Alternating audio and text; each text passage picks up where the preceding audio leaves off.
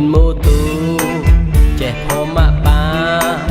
ថាទៅសាលាខំប្រឹងសិក្សារៀនមិនដែលឈប់សងតែតាមការពិតพูดพอស្រស់ស្រង់พูดพอស្រស់ស្រង់ម៉ាក់ប៉ាមិនដឹងអីទូរស័ព្ទទំនើបខ្លួនស៊ីវិល័យស្លៀកពាក់ខើចខ្លីស្លៀកពាក់ខើចខ្លីមិនដែលចូលសាលា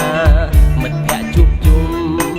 សប្បាយអស្ចារ្យខ្លះមានសង្សារខ្លះមានសង្សារសង្ហាដូចកំសាន្តម៉ូតូម៉ូតថ្មី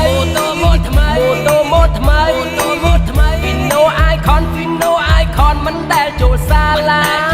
ចេញផុតពីផ្ទះចុចគេឆ្លេឆ្លាណាត់ជួបសង្សាររកន្លែងរកគៀងកោះខ្លះជីសង្ហាพูดផម៉ាក់ប៉ាថារៀនភាសាអង់គ្លេសតែតាមការពិត